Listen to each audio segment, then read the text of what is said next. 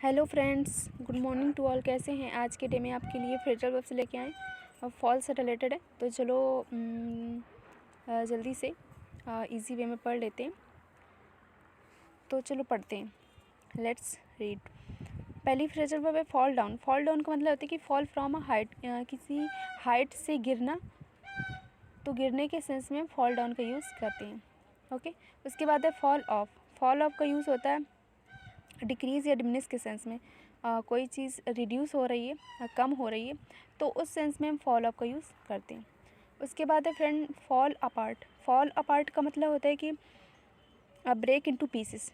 कोई चीज़ टुकड़ों में टूटना, टुकड़ों में टूटने के सेंस में हम फॉल अपार्ट का यूज़ करते हैं। कोई भी चीज़ हो सकती है। ओके। उसके बाद है fall back on. Fall back on का मतलब होता है कि डिपेंड या रिलाई ऑन, किसी पर निर्भर होना, किसी पर डिपेंड होना। तो उस सेंस में हम फॉल बैक ऑन का यूज़ करते हैं।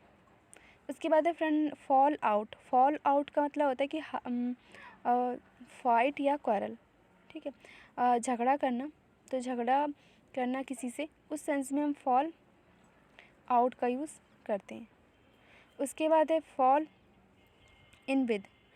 फॉल इन विद बोलो या फॉल विद बोलो, दोनों की सेम ही मीनिंग होती है।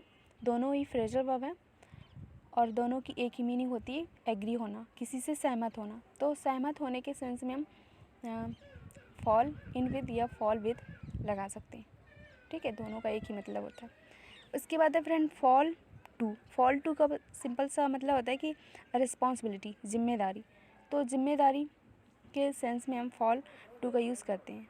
ओके। उसके बाद है फॉल फॉर। फॉल फॉर का मतलब होता है कि बी इन लव। तो इसको नेगेटिव या पॉजिटिव दोनों सेंस में यूज़ कर सकते हैं। आप नेगेटिव सेंस में भी ले सकते हो, पॉजिटिव सेंस में भी ले सकते हो। बोल सकते हो फॉल इन ब्यूटी, किसी की भी ब्यूटी हो सकती है। ओके।